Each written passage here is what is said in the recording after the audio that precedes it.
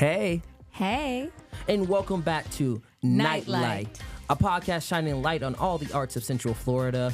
I'm Riverbanks. And I'm Maisy Sermon. And welcome to episode 5, a very special episode. Yes. But before we get into that, let's talk about the season. Yes, the season that's coming up. Thanksgiving. Christmas. Yes. Christmas, Yeah, Thanksgiving. just skipping right to it. Yeah. Halloween, the day after Halloween ended, I immediately went to my Christmas music. What's your go-to Christmas song? Ooh. I love the Pentatonics Christmas album. Ooh, that's a good one. Yes. What about you? Christmas and Chill by Ariana Grande. Ooh. It's That is 13 another minutes great one. and it's on replay every honestly, I start in July, to be honest. I think I listened to it like once in the summer, and then I'm like, okay, I need to take a break, and then we go back. Yes. It's just beautiful. Yeah. What are your plans for, let's talk about Thanksgiving since that's, Coming up soon. yeah. Yeah, I'm going home for Thanksgiving, which I'm very excited about. Some of my family's flying in, and I'm seeing some of my friends from back home. And yeah, what about you? I hold Thanksgiving here in my apartment on campus. For people who don't go home for Thanksgiving, it's like a found family Thanksgiving. That's awesome. I usually, at first I was like Friendsgiving and everyone brings something and I was like, nah, I kind of want to cook everything. So Do you do a turkey? yeah, well, not anymore. The first year I spent 6 hours cleaning a turkey, cooking it overnight, all that stuff. I made an entire Thanksgiving dinner. That's awesome. Like for a family of 20, but there was only like 7 of us. So I had leftovers for days. That's good. Yeah. 'Tis the season. 'Tis the season. Speaking of a very special season, let's welcome our special guest, Ashley Eckstein. Thank you so much. Thanks for being here. Thank you for being here. I am thrilled to be here. And I have to tell you, I mean, Mariah Carey's All I Want for Christmas on repeat. Yes. On repeat. The entity. She rises in power every July. The season. Oh my goodness. Well, we're excited to have you here. We done a ton of research about you, and we've known about you. We've grown up with you. Yes. Oh, gosh. Well, thank you. Thank you. Did you know that I grew up right down the street? I'm from Orlando, Florida. Did not know that. Yeah, I've literally watched UCF grow in many ways. That's also dating myself a little bit. But my dad worked for Walt Disney World, and we moved here when I was like 6 months old. And I went to Dr. Phillips High School, and lived down by the Disney area. But came to UCF quite a bit, and I've really watched it grow from this smaller school to this just massively incredible school that it is today. UCF when it had a small campus. I know. I cannot imagine that when parking was easy to find. Yeah. I actually have another fun UCF fact for you. Did you know that part of the movie Sydney White, have you ever seen Sydney White? No. Oh my gosh, it's a classic. Amanda Bynes. It's called Sydney White and the Seven Dorks. Obviously, it's Love a it. modern day take on Snow White. But part of it was filmed right here on campus. Really? That's Yeah. actually interesting. They've never said anything about that. Yeah, so one of it was either fraternity or sorority houses. We actually filmed in the house. So yeah, I remember coming here, and obviously I was well past college age, playing a college age person. But it was fun to film here on campus. That's crazy. The only movie that has I know that has a connection to UCF is the Blair Witch Project, which Oh, is, yeah. that's a whole story. So we're just going to get into a few questions to talk to Yeah. you and get to know you more. And to start us off, can you describe your career path? Where did you start, and how did you get to where you are now? Well, as I shared, it started right here in Orlando, Florida, because this is where I grew up. I am a theater kid. I mean, it's literally a part of my heart and soul, and it's how I got into acting. So I was bit by the acting bug pretty early on. Actually, my inspiration was from television. Being a big Disney kid, I got to go to a live taping of the all-new Mickey Mouse Club. It was in 1989, and it was the first time where it clicked for me, where I realized that these kids that were in my TV every week, that they were actually real. That these were real kids just like me acting on a TV show. And when I saw it in person and it made it tangible, I was like, that. I want to do that. And we had a little bit of film and television at that time, but the easiest thing for my mom to do was put me in acting lessons, at the local theater. So I started singing lessons and acting lessons and dancing lessons, and started just auditioning for plays at the local theater. And that's how I got my start into acting. And grew up here, graduated from high school. I was in the theater magnet program at Dr. Phillips High School, and auditioned for acting programs for college. Briefly went to Cincinnati Conservatory of Music for drama. But then Hollywood called. I had an opportunity to play a part in an independent film. And so I briefly left college to go film that, because when you go to an acting conservatory, the whole goal is for you to work. So my professors let me leave college and film this movie. And because of it, I made a lot of connections in Hollywood. And I went to LA on my spring break, and all of my connections out there, they were like, and I'm a big proponent of college, so don't take this the wrong way. Everyone has their own path. But I was 19 years old, and I legitimately looked 13.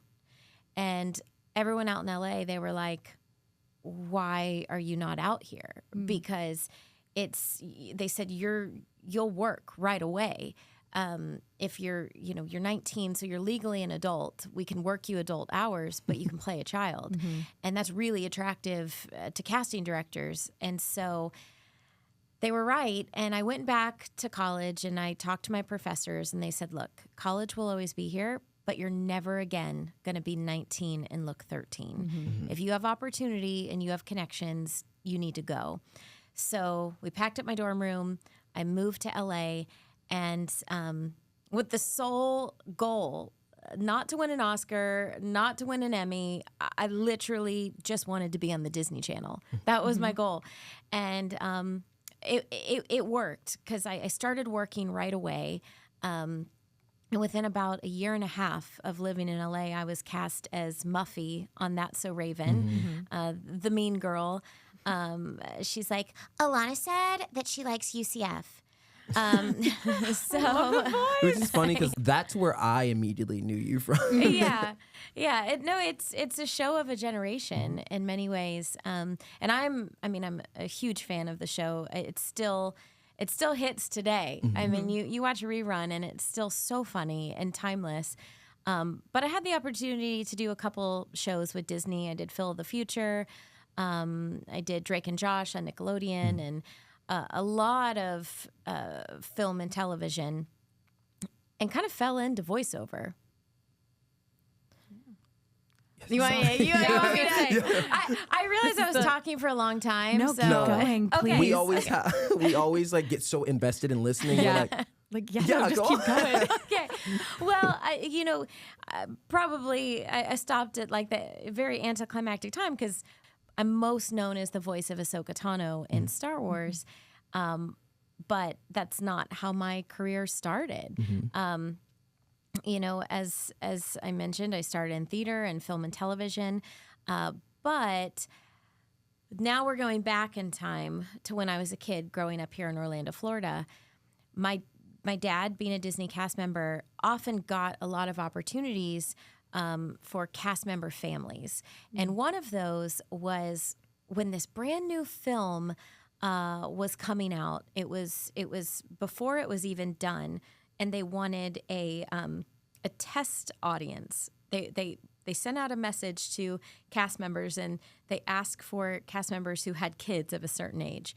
And of course, I fit square in that age demo, and they said, we want a test audience for this new film we're doing called The Little Mermaid. And so I got to be a part of the test audience for The Little Mermaid, and that's, for me, it was my, I'm trying to remember, my first grade birthday, second grade birthday.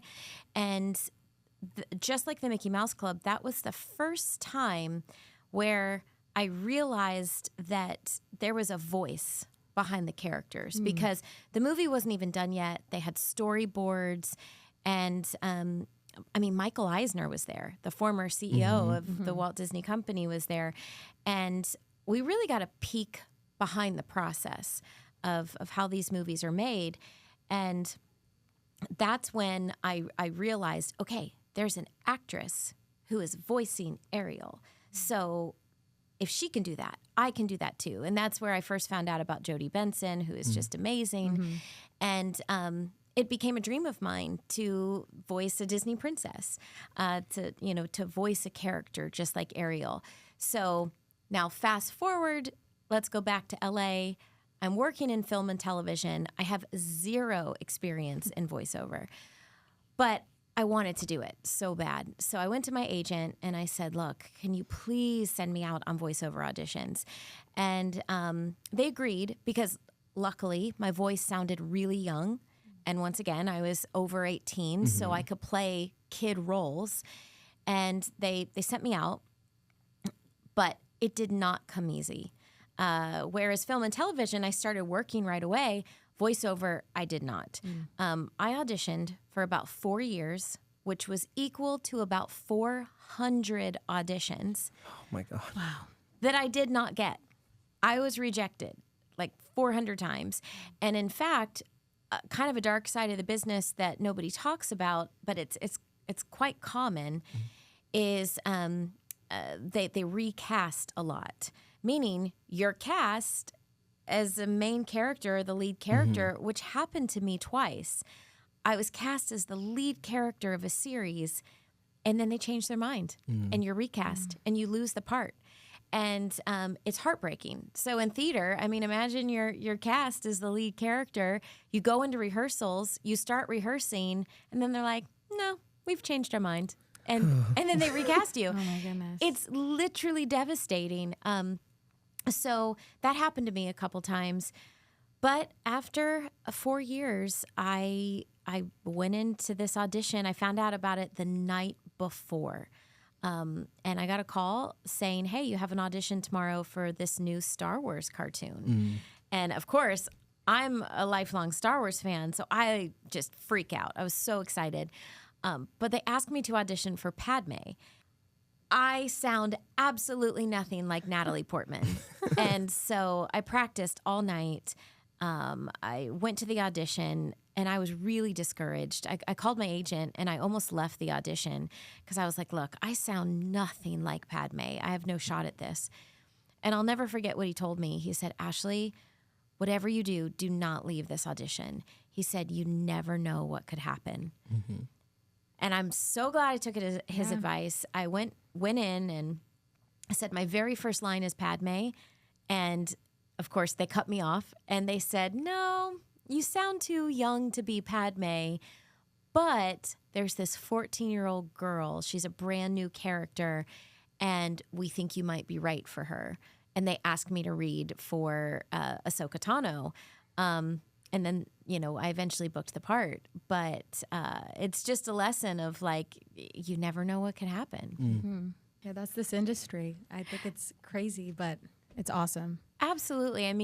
If it kind of goes to show with everything, no matter what industry you're in, but especially if you're in entertainment and especially if you're an actor, the one thing that I feel like the one piece of advice I give, not one piece, there's several pieces of advice, but one of the pieces of advice I give is you have to know that you're going into a business of failure. And while that might sound negative, it's not. The odds are actually not in your favor. You will be rejected more than you will be accepted. But all that rejection, you learn from it. You pick yourself up, you keep going, but it's worth it for that one part that you do get. And I'm so glad I didn't give up over those 4 years because Ahsoka Tano has completely changed my life. But honestly, there were many moments where I'm like, this is never going to happen. The thing I've heard since starting my career as an actor is you're going to hear 99 no's before you hear that one yes. And like, you know, it's never discouraged me. It's kind of like, It's like, okay, gotta get to the yes. You know? Well, there's always something to learn in every single piece of rejection. So I think if you look at it that way, you know, you're in a constant state of learning and getting better, even if you don't get the job. But I also like what you were saying. I think one of the biggest misconceptions about voice acting is that it's not acting. I hear that so often. People are like, oh, they're just a voice actor, or, you know, they're not, it's not real acting. Real acting is film and television. Absolutely not. No. Voice acting is acting. So, you know, it's a different technique. You have to understand how to voice act in a studio, standing still behind a microphone, and it's very different in theater, just like it's very different in film and television. But at the core, it's all the same. It's the same craft. It's the craft of acting, but you just have to learn different techniques. But so many people come up to me and they're like, you know, I want to be a voice actor. How can I go about it? And the good thing about voice acting is if you ask any voice actor, every single one has a different path. So there's no one way into voice acting. But I just say, get your foot in the door in acting, however you can, whether it's theater, film, television, radio, you know, even podcasting now. I mean, there's so many audio dramas that are really emerging. So get your foot in the door in acting, however you can, and then tell people that you want to be a voice actor, just like I did. I went to my agent and I was like, I want to be a voice actor. Please send me out on auditions. And you know, it's the entertainment industry. It's truly a small world, and one thing usually leads to another. That's awesome. I loved hearing that whole thing, especially it's inspiring as an actor myself going into the industry very soon because we're about to graduate. If you can't tell, we're very starstruck and nervous. Oh my my goodness. You're Please. doing wonderful. Are you kidding me? You're fantastic. But yeah, let's move on to a different question. Changing topics a little bit. What drew you to found Her Universe? Oh, yeah, well, there is a lot behind this, and it actually started from a place of devastation and a place of failure, in my mind, failure.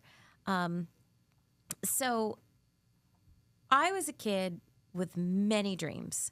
Yes, I was bit by the acting bug early, but I also was into fashion design. I loved designing my own dresses and sketching. I possibly wanted to go to law school, and I wanted to be a judge.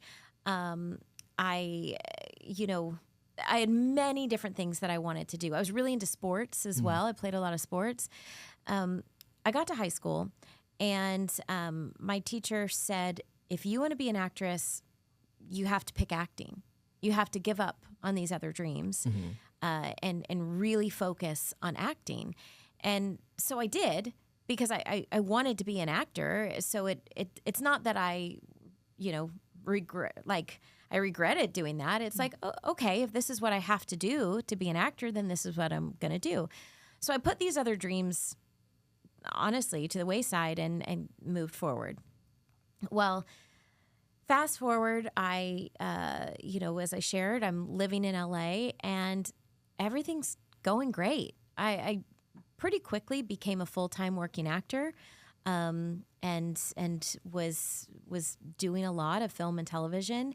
And then I met my husband. When I wasn't looking, I met my Prince Charming, and we fell in love, and we got married, and I was still working. Everything was great, but he was playing baseball at the time. He was playing Major League Baseball, and he had some injuries, and he signed with the Toronto Blue Jays, and so we had to move to Toronto.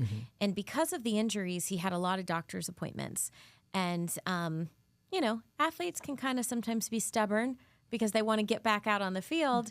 And, he needed to listen to the doctors in order to get better. So I needed to go to all of his doctor's appointments with him. in order to really make sure we were putting him on a plan to get back out on the field. But that meant that I wasn't in LA auditioning. And I tried to get a work visa in Canada, and I couldn't get one. So even though there's a ton of work in Canada, it didn't matter. Yeah. I wasn't even allowed to be hired. So I remember I was in Toronto. I was sitting on my couch, and I got a call from my manager. And she said, Ashley, you're not here for the auditions. And I told her, I was like, I can't be. I have to be here with my husband. And she said, well, if you're not in LA, you're not auditioning. If you're not auditioning, you're not making us money. And if you're not making us money, you're no good to us. Oh. Literally, that was an exact quote. Wow. She said that. God. And like that, like literally in an instant, all of my agents and managers dropped me. So I went from having a successful career to nothing. And now I'm in a place where I can't even work. So fortunately, I was still the voice of Ahsoka Tano. Now, you may be like, well, what do you mean? That was Star Wars. But we recorded for 2 years before the show ever came out. So, and also a lot of my shows had been canceled. That happens a lot. You're part of a show and it's just not a hit and it gets canceled. And the prequels, weren't exactly beloved at the time.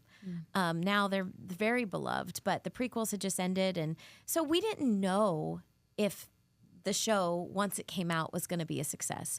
Fortunately, they didn't take that away from me. And I would just fly back to LA whenever I had to record an episode.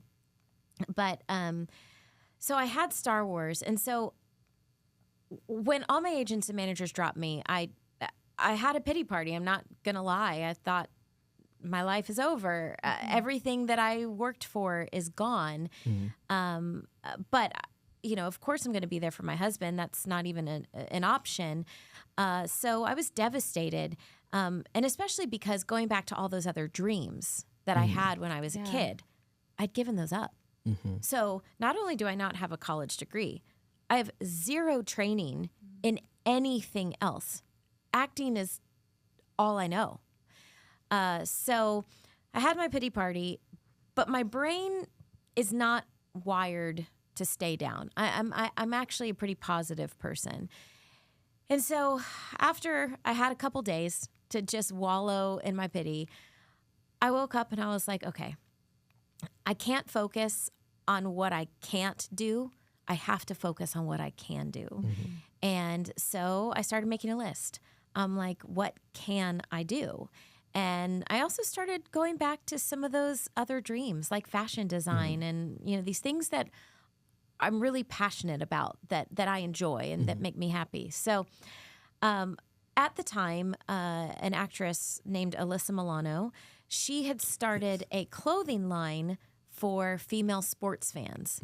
And because my husband played baseball, I bought one of everything that she made, and I was obsessed with her line.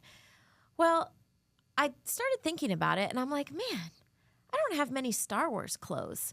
And I was about to, the Clone Wars was going to come out soon, so I'm like, I need to go shopping for some Star Wars clothes. I quickly came up empty-handed.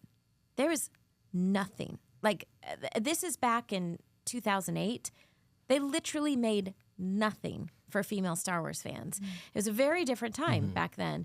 And so I got the idea to do what Alyssa Milano was doing, but for Star Wars. And so I started doing my research, and I discovered that at the time, 45% of all sci-fi and fantasy fans were women and girls. And that 85% of all consumer purchases, meaning anything that's bought, is purchased by women. And I thought, I'm not a mathematician, but these numbers aren't adding up. Like, if you make us stuff to buy, well, we're going to buy it. But I knew nothing about starting a company, about fashion design, about licensing, about trademarking. I knew nothing about it. So the idea of starting clothing company was just crazy to me. But in my research, I read story after story of women and girls who are being bullied and being bullied terribly for just being a Star Wars fan. And that's what got to me. I thought, being a Star Wars fan is not a trend. It's not something you're into one day and out of the next. It's literally a part of you. It's like a part of your identity. And so I literally asked myself, what would Ahsoka do? Because I so badly wanted to be a real life version of my character. And my answer was that Ahsoka would stand up for fangirls. So I went to my husband and I said, he was still playing baseball at the time. And I said, hey, I have this idea. I'd love to start this clothing company, just like Alyssa Milano, for female for female Star Wars fans. And he said, great, I support you. He said, but build your team and surround yourself by people who are smarter than you. And he wasn't saying I wasn't smart. He was just saying, you don't know how to start a company. You don't know how to design clothes. You don't know how to get a license for Star Wars. So surround yourself by people who are experts in their field and learn on the job. And that's what I did. So I founded Her Universe in June of 2010, and we were very, very, very small.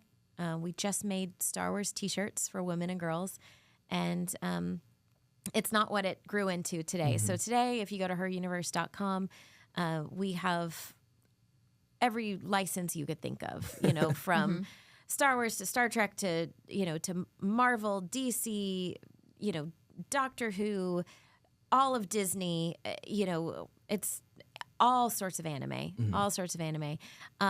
and then we not only do fashion for women and girls, but for men and boys, and also unisex. So it's kind of a one-stop shop for fandom now, and I'm very proud of what it's grown into. Sorry, my brain is still starstruck. Oh my gosh. No, you're great. You're just so cool to listen to and hear your story. Yes. Oh, thank you. So I go to a lot of conventions, like sci-fi and fantasy conventions, and a lot of people come up and they tell me, they're like, I don't know what to say. I'm really nervous. And I tell them, I'm like, it's okay to be nervous. But I hope you'll find by the time that, you walk away or that I leave today, you'll be like, wow, she's just really chill, really normal. I feel that way now. It's just, I have a tendency to speak without thinking. Got to put my words together before. It's all good. It's all good. We all do. Yes. Moving on to our next question. So we see that on your socials page, you become sort of a mental health advocate. And I want to know, what brought you to that? What made you want to become a mental health advocate? Yeah, so I first started as an anti-bullying advocate. Growing up, I've already dated myself on this podcast, so I will share. When I was in elementary school, there was no such thing as, the social media. Obviously, the internet was just starting, I think, but I didn't get my first computer until high school. But social media was not a thing. And so, but in 5th grade, I was bullied really bad. The whole class turned on me, honestly, for just being a good student. They called me the teacher's pet. The teacher, because I was a good kid, I was a good student, they made fun of me. They stole my homework. They poked me with pencils. Literally, it's like a scene out of a movie. Yeah. I remember when the teacher turned his back, the girls literally did this and stuck their tongue out at me. They're like, it was just so silly, but it's imprinted in my brain. And I was really, really lonely that year. And fortunately for me, it got better in middle school because I made friends. And they were other girls and guys just like me. But I really had no friends in 5th grade, and I'll never forget that feeling. So growing up, and especially as I started Her Universe, I wanted a a mission. I wanted a platform. And in many ways, like I shared, I would not have started Her Universe if it weren't for the story after story I read of women and girls being bullied. And remembering that feeling, I was like, no, if I can help that from happening to someone else, I want to do that. So anti-bullying was something I was always very passionate about. Well, fast forward to several years into Her Universe, and I had the opportunity to write a book for Disney called "It's Your Universe. You Have the Power to Make It Happen," and it was a nonfiction book where I shared my story, but it was really an advice book on how to make your dreams come true. It's like, here are the steps of how to dream it and do it and make it happen. And it was day one of this nationwide book tour. I mean, a total dream come true, getting to write a book for Disney. And I remember getting back in the car to go to the airport to go to the next city, and I look at my phone, and it's literally like a Taylor Swift song. It's snake after snake after snake. You're literally every horrible thing I could have read about myself. You're an effing piece of trash. You should effing die. And I'm like, what is happening? Come to find out, another company had accused me of stealing their product idea. Well, it just wasn't true. Yeah. And I had proof that it wasn't true, like literal proof. And but it didn't matter because they had already made this accusation online, and it was really public, very, very public. And it had just snowballed out of control. And unfortunately, this lasted for 5 days, where multiple messages a second, hundreds of thousands of likes, thousands upon thousands of comments and views of videos. And just, like I said, every horrible thing that could have been said about someone was said to me. And it wasn't just me involved. You know, there was Disney and Lucasfilm and Hot Topic and all these entities, and everyone knew that this wasn't true. But it, like I said, it didn't matter. That the internet was the jury, and they decided that I was guilty. The troll culture. Yeah. And so fortunately for me, because I had these big corporations behind me and all this help and all these lawyers, they were able to stop it. And I remember once they got it to stop, you know, I said to them on a call, I was like, okay, great. We got the bad comments to stop. So what am I going to say to clear my name? And they said, you can't. And I literally looked at them. I was like, what do you mean I can't? My entire reputation was ruined. And over something that's not true. I have to tell people that this isn't true. And they said, if you defend yourself, it's just going to fan the flames again. So they said, you just need to go about your business, and over time, people are going to realize that it wasn't true. Now, that's not the right advice for everyone. At the time, I did understand that it was the right advice for me at that time. But I was devastated, and I felt that my voice was taken away. Fortunately for me, I was on this book tour, and I had a signing at a Nationwide Children's Hospital in Columbus, Ohio. And I went to the hospital to help the patients and their families, to sign autographs and, appear as Ahsoka Tano. But in turn, I showed up very broken because I was in the middle of this viral cyberbullying incident. And I'll never forget how the doctors and everyone just kind of wrapped their arms around me. And they're actually the leaders in our nation in kids' mental health. And so they taught me a lot about mental health that day and really opened up my eyes to just the effects of something like what I was going through on your mental health. And so I said, I'm an adult with all the support in the world behind me, and it's still messing with my mind. I can't imagine how a kid gets through this. So I asked them, I said, I want to be an advocate for you and I want to learn as much as I can. And I said, I will get my voice back by being a voice for others. And so that's how it happened. That was 2018. And I just became a sponge and I started learning as much as I possibly could about mental health in general, kids' mental health. And now I'm on the board. I'm on the National Advisory Council for the Kids Mental Health Foundation. And I started posting every single Monday. If you follow me on Instagram, it's just at Ashley Eckstein. But every single Monday, I post Mental Health Monday. And I'm not an expert. I'm not a clinician. I'm not an expert, but I'm a voice. Yeah. And I think that's one thing, we can all be a voice. There's such a stigma around mental health, but by talking about it, we can break that stigma.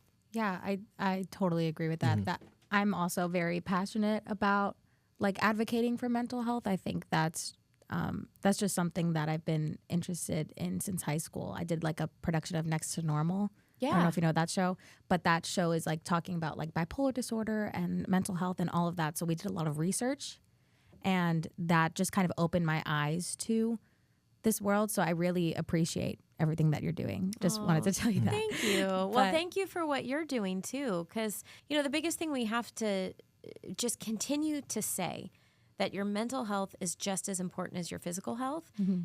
And the two are linked. I mean, you can't have one without the other. And, you know, there's no shame in having a mental illness. You know, but we're not there yet. And I understand people aren't fully comfortable with it. But, you know, we talk openly about you know, physical, as something physical. For example, if someone has diabetes, you know, you're not necessarily, some people might not be comfortable, but you're not necessarily going to be uncomfortable to share like, hey, I have diabetes, so I have to monitor my blood sugar levels, and this is something I have to do. Or my family, my husband's family has kidney disease.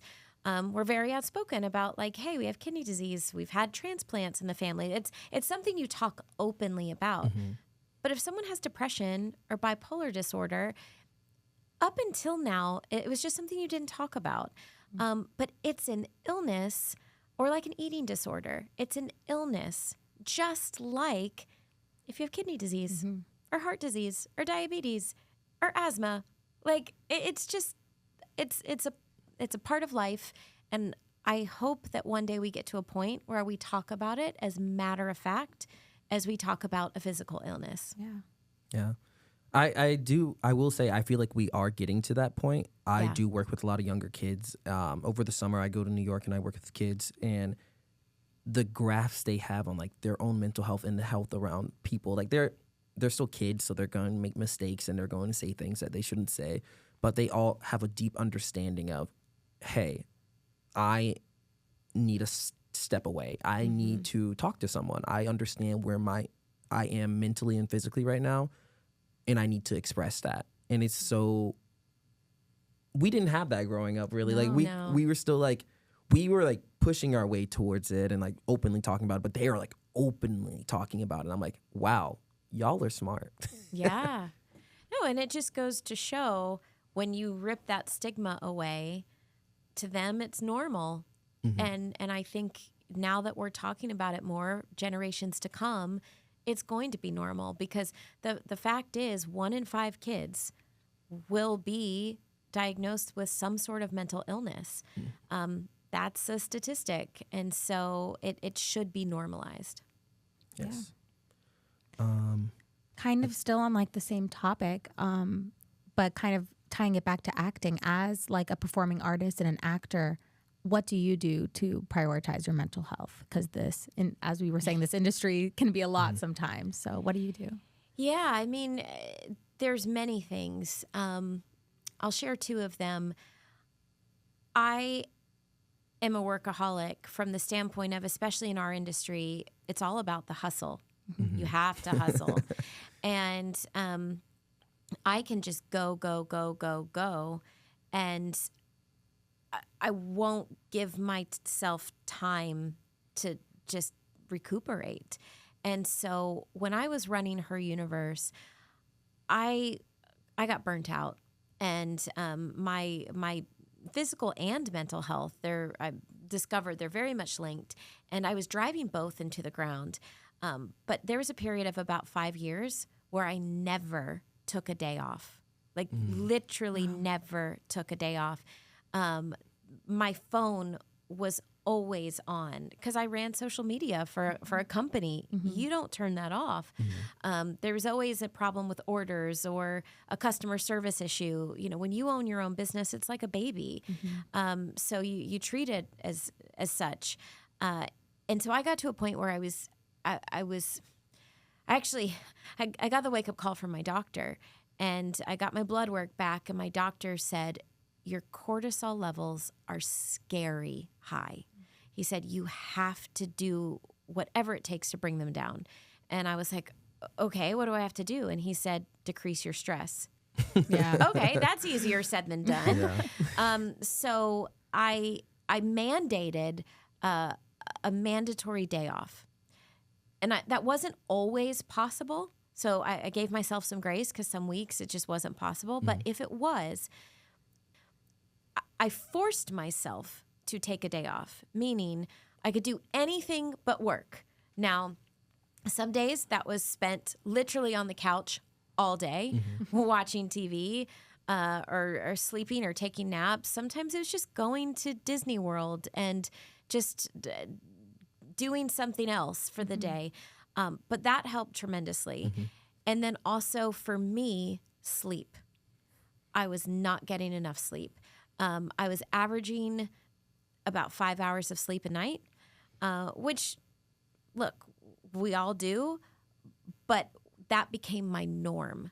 And my body, come to find out, actually needs 8 to 10 hours of sleep. And everyone's different, but that's where, like, clinically, I've come to find out that my body will function at its best with 8 to 10 hours of sleep.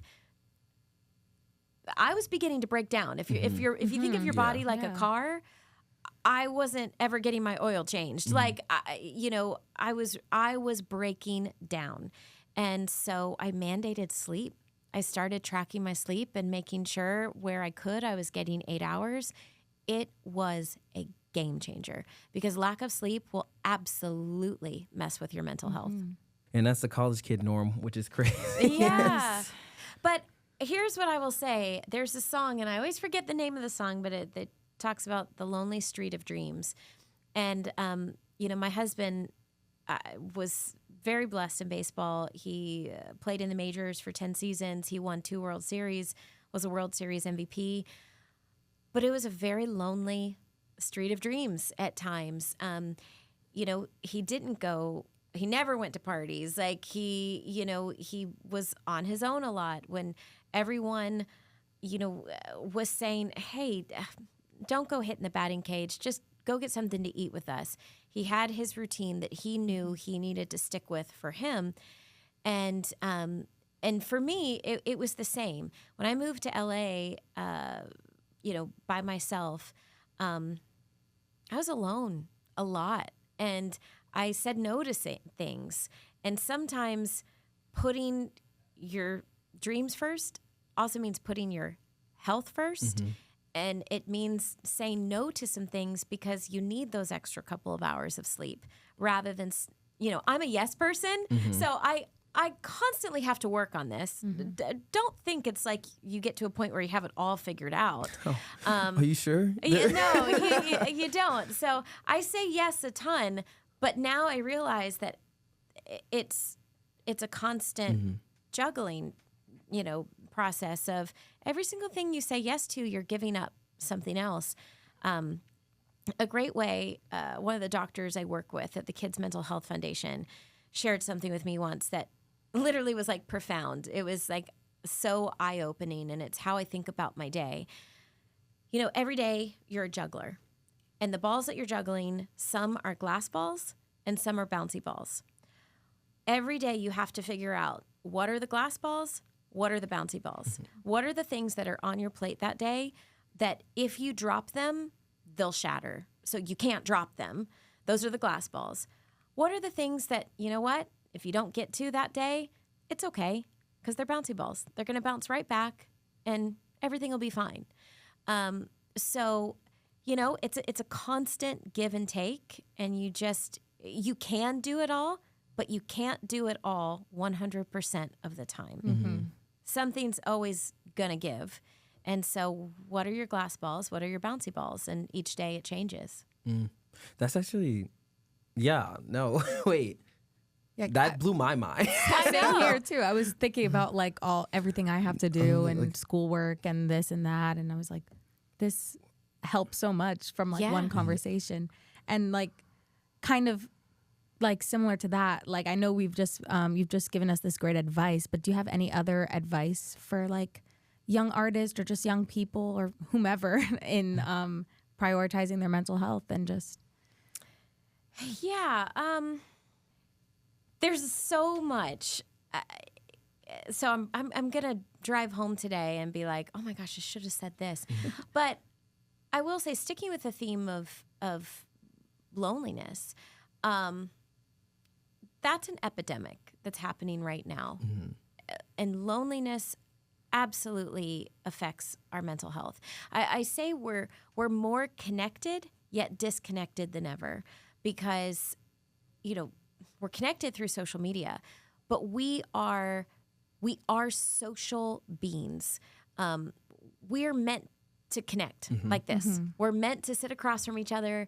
We're meant to look each other in the eyes. We're meant to hug. We're meant to like in theater, you become a family. That's how we're made. We're not made to only connect digitally.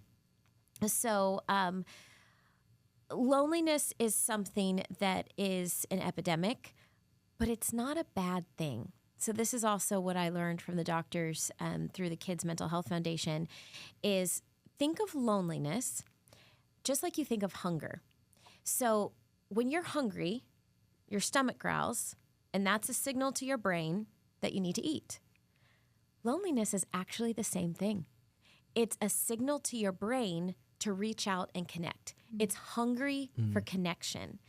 And I think we've been trained to think of loneliness as like a bad thing, but it's not. It's really just, it's like your stomach growling. It's your brain growling, saying, hey, call someone, reach out to someone, go see someone, go just watch a movie with someone or have coffee. And so during a time where so many people are lonely, just think about that. Next time you're lonely, don't think about it as like, poor me. Because I know I have. When I've been lonely, it's like, I'm lonely. This is the worst feeling in the world. And I kind of turn it into a pity party. But it's not. It's the same as your stomach growling. Are you mad at your stomach when it growls? No. Yeah. So we shouldn't be mad at our brains when it's saying, hey, you're lonely. Go reach out to someone. I like that. Me too. It's the way you just like, opening my mind. Truly. Just to end on a little lighter fun note. If you could get the licensing for any fandom that her universe doesn't already have, what would you get? And you guys already have pretty much everything. Yes. We were like looking, we're like, what doesn't she have? She surely can't have this. She has it. Yeah. Well, that I feel very fortunate. It's because that's a whole other podcast we'll get into another time. But I actually, at the end of 2016, I sold her universe to Hot Topic. So the store in the mall. I was a longtime fan of Hot Topic, and it was a dream come true to be able to sell it to them.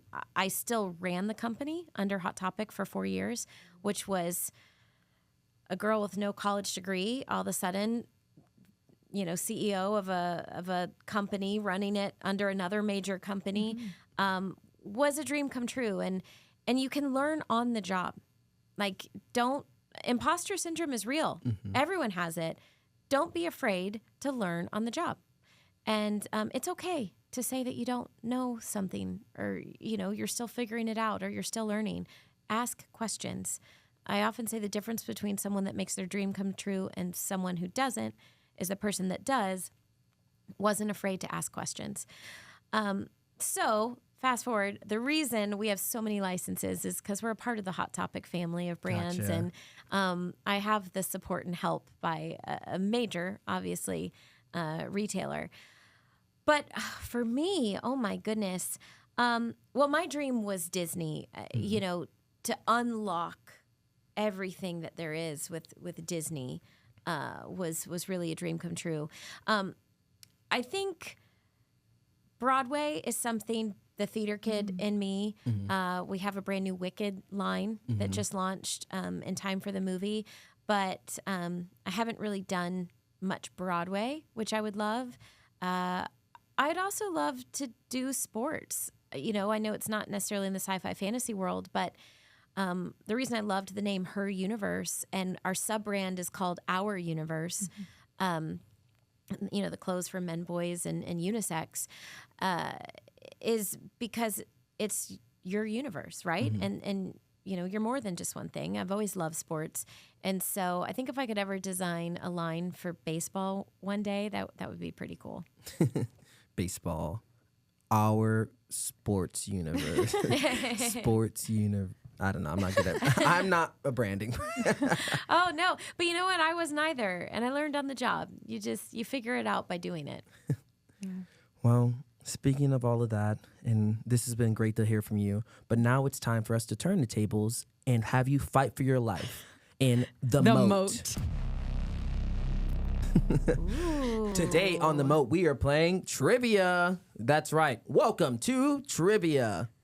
I'm going to ask a question, and Maisy and Ashley are going to answer. I know the answers. They don't. You can play along at home, too. Do that. All right, let's go to our first question. Question 1. Which is the smallest and largest park at Disney World? I feel like This is asking for 2 answers, by the way. smallest- Is it Magic Kingdom? I would say I would agree with that. Maybe I think I would say the smallest would be Magic, and then I was thinking Animal I know. because they have all that space. Yes. Animal Kingdom or As the- Epcot. But I think you're right with Animal Kingdom. Let's see. The smallest is Magic Kingdom with 107 acres, Virtual high five. There we go. and the largest is Animal Kingdom with 580 acres. Wow. Nice. Next, how many bricks were used to construct Cinderella's castle? Oh my gosh. I know this. And of course, I've forgotten it. I've heard this answer before. It would be a blind guess for me. I have absolutely no clue. Just say a guess.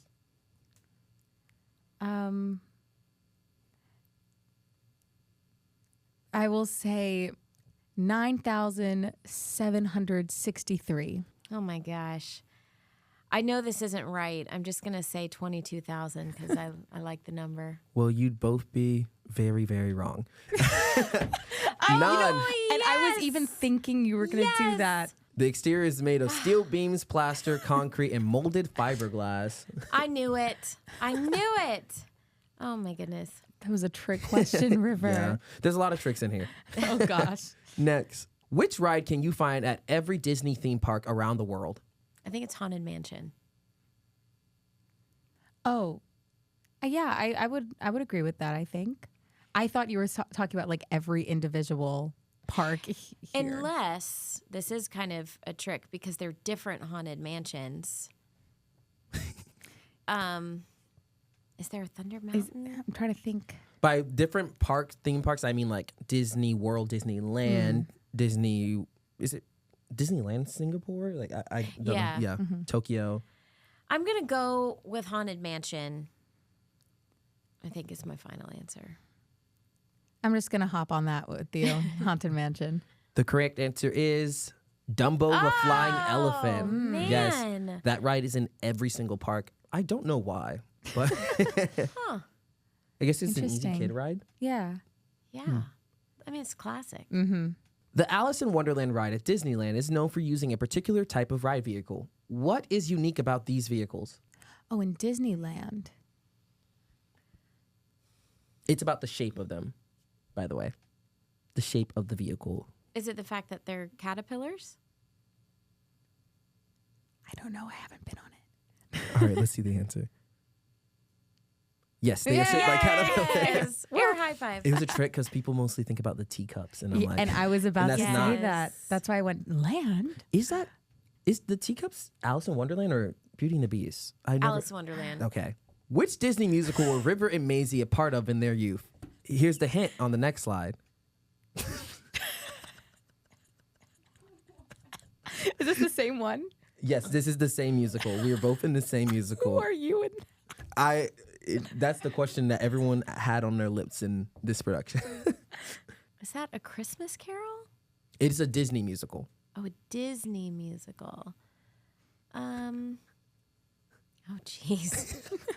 Are you holding bread? I think I might be. Yes, Maisy is. Oh, Beauty and the Beast. The correct answer is Beauty and the Beast. I saw the bread. Yes. And I was like, that was the dead giveaway. Sometimes I have to embarrass me and Maisy on here. Who were you? I was Monsieur Doc, the guy who takes Belle's father away in the asylum. Yes. You looked, you were in character. Yes. Yes. That was the night they, for some reason, made me orange. Yeah, that was a moment. Yeah, crazy. you are full out in this picture. Yeah. I appreciate it. The lack of emotion. Yeah.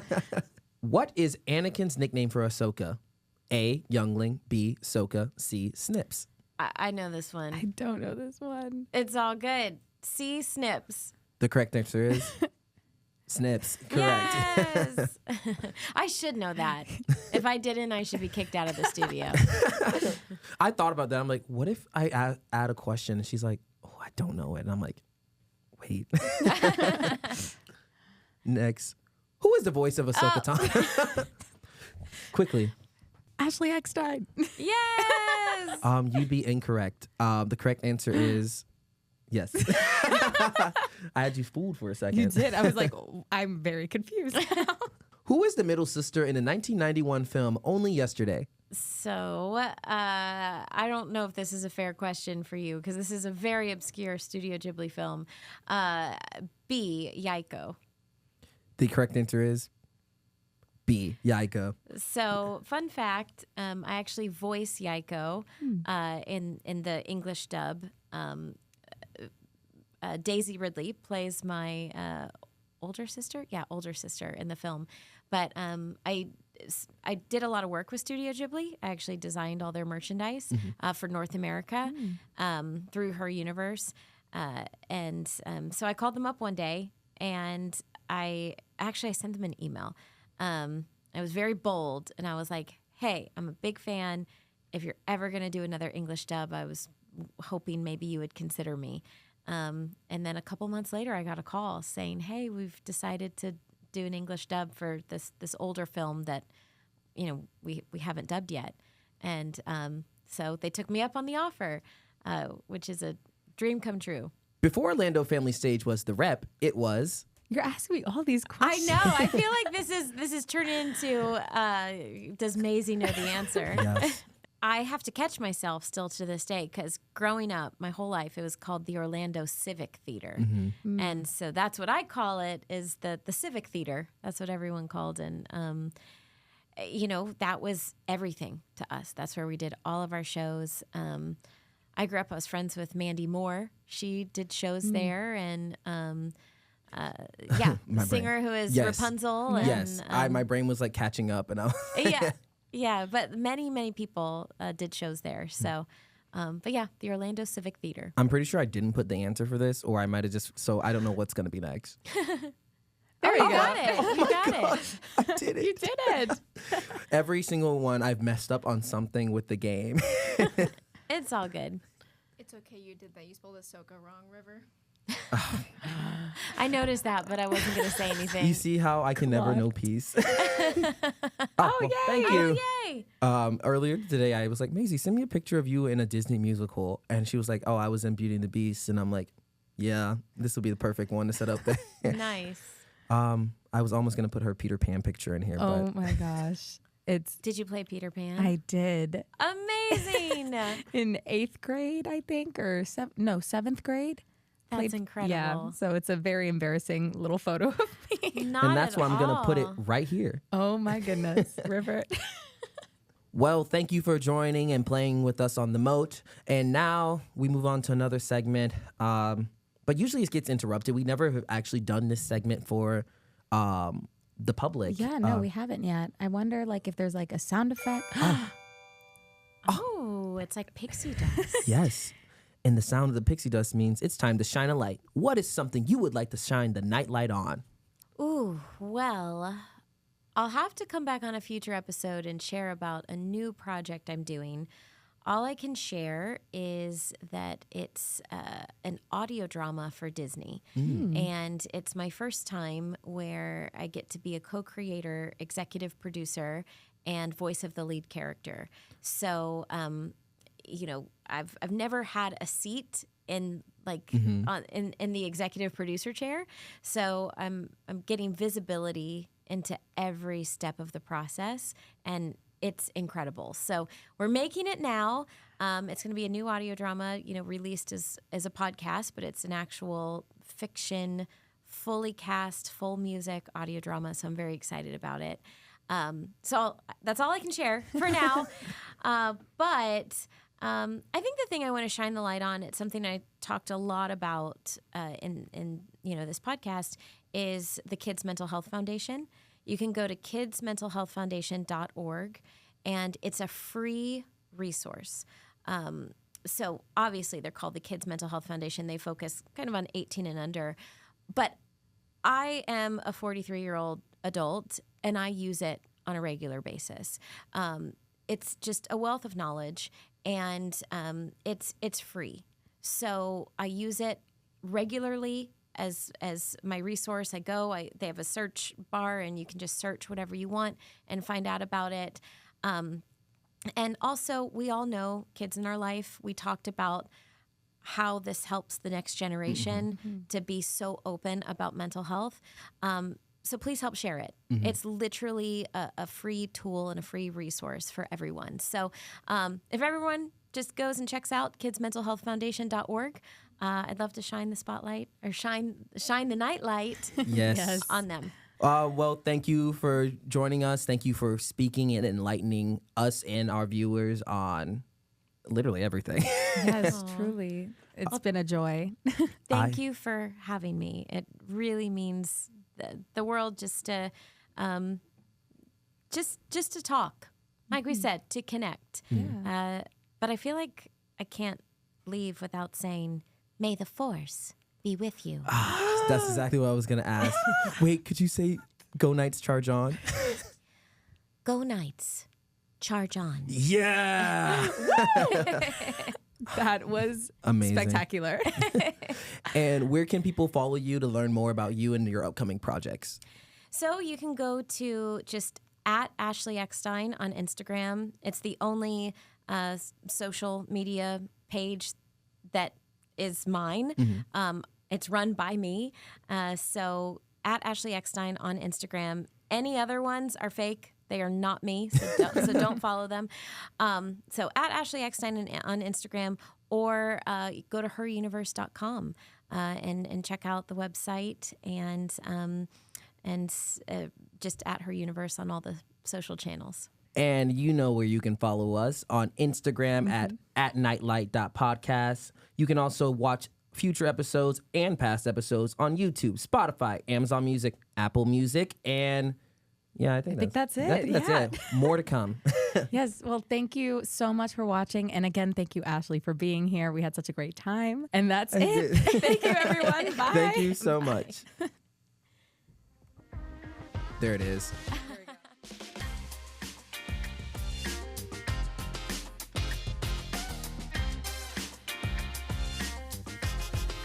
How about we all say it together?